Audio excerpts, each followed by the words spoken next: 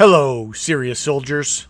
The games I want to play keep piling up, but in our busy lives we have to make choices. We just can't play every one of them.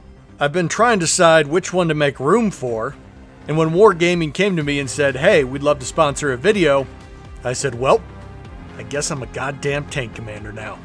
And man, after finally getting into it, I'm pissed off that I missed this one at the start.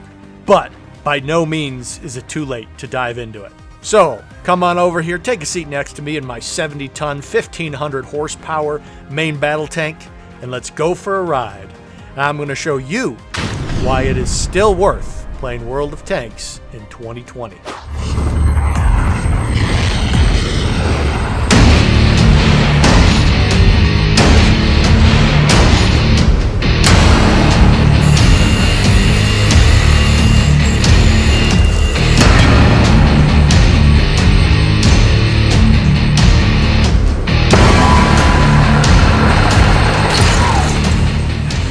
Sorry about that, just some gratuitous heavy metal on heavy metal, so to speak.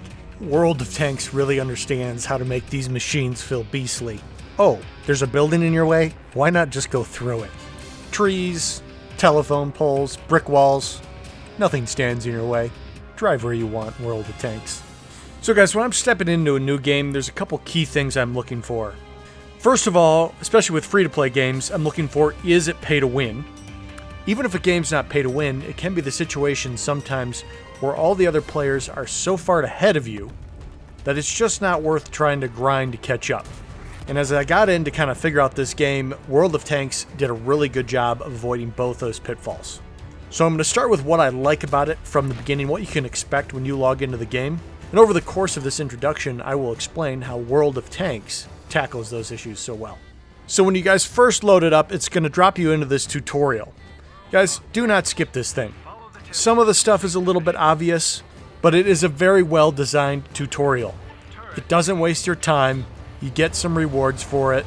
It tackles the just very bare minimum you need to understand the game, and then when you have just enough that you can be a really effective part of any team, and know the basics of upgrading your tanks and how to progress in the game, it cuts you loose and lets you figure out the rest on your own. World of Tanks draws the perfect balance between people that just kind of want to go out and blow up tanks in arcadey shooter and creating sophisticated, hyper-realistic tank combat. This is a game where they totally did the math. If you want to get nerdy about it, I'm going to have their video that explains it all really nicely in the upper right of your screen and down in the description. But the quick version is that there's a whole bunch of different shell types you can equip. AP rounds, armor piercing. APCR, armor-piercing composite rigid. HE, high-explosive shells. Heat rounds, high-explosive anti-tank. And HESH, high-explosive squash heads. Now each of those rounds has different penetration characteristics, and the rounds, combined with the caliber you're using, will determine its penetration capabilities. Did you hit that tank straight on, or slightly at an angle? World of Tanks is going to calculate that and determine just how far into that tank's armor your shell went. And did it go through it? And not only that, but if you hit the tank at too steep an angle, the shell's just going to ricochet off of that enemy armor. At this point, you can see that World of Tanks compared to your average kind of arcadey tank game is a night and day difference. Everything else is back in the Stone Ages. But all of that might seem a little intimidating, because you don't need to know any of that to take advantage of it. Your tank has a reticle, the outer circle being your cone of fire. If you're moving, your barrel's less stable, you don't really know where the shell's going to go. That's going to tighten up when you stop, so you're more accurate.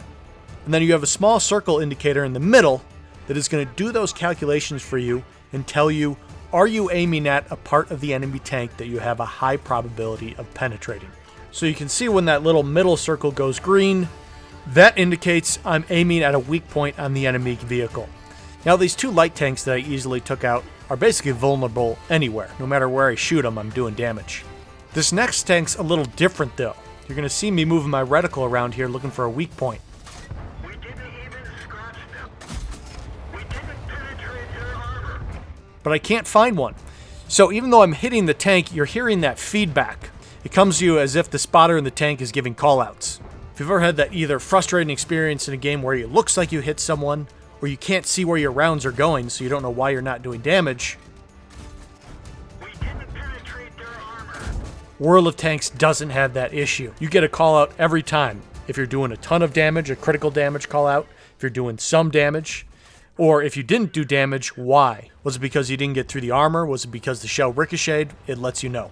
Now you saw me there was a weak point on the top of the tank that I was trying to shoot at, but eventually I just go around to the side where the armor's weak and I blow right through them. Okay, so with that you have the key points of the tutorial.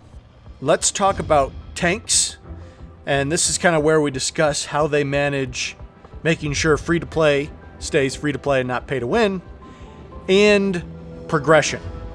There are over 600 tanks in World of Tanks from 11 different nations.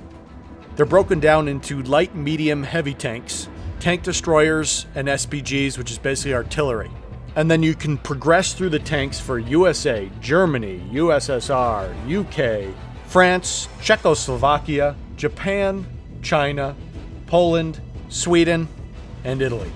And so you can decide how you want to handle it. You can either dive in and start progressing through the trees of each nation all at once, or you can say, hey, I'm from France, I'm going to work just on the French tanks and try to progress through the tiers. And so going through the tank tree for any one of these nations is how they handle progression, and they keep free-to-play fun, so that you and your Tier 2 cruiser aren't facing off against someone's Tiger tank. So here I'm rolling around in a Tier 10 tank, the T-57 Heavy. And if you look along the left side of my screen, it's going to list my friendlies. They've all got an X for 10. Same with my enemies. They are all Tier 10. So based on the tier tank you choose, your battles are going to be with similar tiered tanks. And it isn't a situation where the battles are just better as you tier up. I actually really enjoy the kind of Tier 2, Tier 3 zone of tanks. Up at Tier 10, the tanks have like 2,000 hit points on average, whereas Tier 2 only has 200. It takes a really long time to turn your turret, so flanking is actually a really viable strategy there, and they move a lot slower. But if you jump down to like the Tier 2 zone, they move fast, you can whip your turret around really quick, so you're not going to get flanked as easily. And it's more intense because you can get knocked out in 1 or 2 shots if they hit you in the right spot. So anyways, while the tiers do provide progression, if you want to really get into this game, you can grind up to the higher tiers. But that comes along with ammunition being more expensive and repairs being more expensive. So if you're going that way, you basically have to buy the premium membership. But you can just show up for free. You start with a smattering of Tier 1 and Tier 2 tanks and have epic battles without having to spend a penny. And then not only do the tiers kind of add progression to the game, so there's something to strive for, they also help balance the fights. What I notice when I'm getting in and fighting the Tier 10 tankers is they're really good. These guys are ace shots. If you stick with the earlier tiers, the 1 through 3, it's a really great training zone. Here I just crushed through a 6-kill game. I just completely dominated them because it is basically the newbie tier. It's just nice to know that you can get into the game from ground zero and be competitive rather than having to wait till you grind 100,000 certs or something. Also, take a look at that sweet, sweet FPS in the upper left of your screen. On most of the maps, I was rocking well over 200 frames. You know, it dips down to like 150 in battles, but I can live with that. Even if you're rocking a 144 Hz monitor, you're going to be in great shape all the time. So guys, covering those tiers, hopefully that explains how it keeps it a level playing field, no matter where you are, whether you're free to play or whether you're a new player. Let's quickly cover the monetization. Like most games, they have cosmetic customization. You can decal up your tank, put a camo on it, paint all different parts of it however you want to. So they have tons of customization. If you can imagine it, think it up how you want it to be, you can make it happen. And then you'll see on the left there's different biomes. So you got the summer maps, the winter maps, and the desert maps. So you can customize your camo depending on what type of map you're going to end up on. Since the maps are random, it's not like you end up with your snow camo on your summer map. Your camo is specific to the type of map you show up on. In order to do the grind, you can buy premium membership where you get more experience for all your battles. Or you can just go out and buy tanks. If you feel like, hey, these tier 2 battles are cool, but they're too fast paced for me. I want to feel like I'm in a super heavy duty and have kind of longer fights. They have tanks in the depot you can purchase. Now you can't purchase all tanks. Some of them you do have to grind out in-game. Okay guys, so we covered those sort of key points for me on when I'm approaching a game. Does it retain its free-to-play status?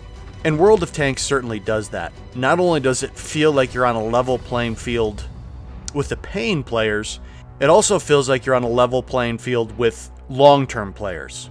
And that's because of how they handle the matchmaking with the tier system. I want to cover a few other things that this game does that makes it work so well. So the matches always start even. It's usually in the range of 15 versus 15 or 18 versus 18, depending on the map. And your allies naturally distribute to cover all parts of the map. One side ends up being the strong side, where a few extra allies go, and one side ends up being the weak side, where you got to play a little more defensively because you don't have many friendlies that went that way. But I would say the weak side is almost the more important side because you usually end up holding off more enemies.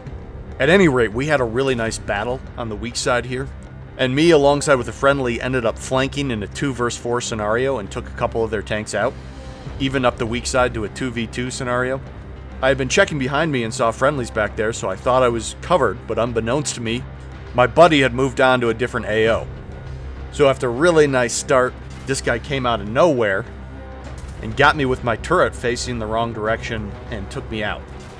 And this is where some lobby games struggle, because when you die, you die. You don't come back on these maps. In some games, it forces you to just sit there in spectator mode and wait till the map is over for the next round. In World of Tanks, you don't have to do that. If you want to spectate and watch the battle play out, you can, but I prefer to just get into the action again. So I hopped out, I picked another tank, because that tank is still in the battle, and I started up another match. But what's cool is you don't forfeit any of your reward. You're going to see in the bottom right a little pop-up, and that match I was just in finished up. We won. I got over 1,000 experience, I got over 30,000 credits, I got one of my missions done, so I got 9 small boxes. What that means is you basically can always be in the action. If it was a tight match, sometimes you want to spectate and see, okay, who's going to win. There, we were leading 10-5 when I died, so I was like, my friendly's got it covered. I did my part. I bounced to the next battle, and when they finished it off, the victory was added to my stats and all of the rewards. And the boxes World of Tank checks just goes on and on. You want fun festive holiday events where they hand out crates, missions, and experience bonuses? It's got it. You want lore and backstories that they didn't just cobble together with CGI? No, they replicated a battlefield, went out and got real tanks, and filmed short stories that will truly transport you to a different time. Maps based on real-world locations and conflicts. Music specific to every map, composed and performed in collaboration with the Prague Orchestra. So, get out there, ride your 50-ton metal steed into battle. Whether you like to go out and duel CQC close up and personal, or if you prefer to cover your friendlies with long-range artillery support, there's a heavy machine with your name on it in World of Tanks. If you use the link down in the description to set up your account and download the game, you will get some free premium game time and coin. And if anyone asks, make sure you tell them the Commander Sirius sent you. That's all for now, Sirius soldiers. And until next time, I'll see you on the battlefield.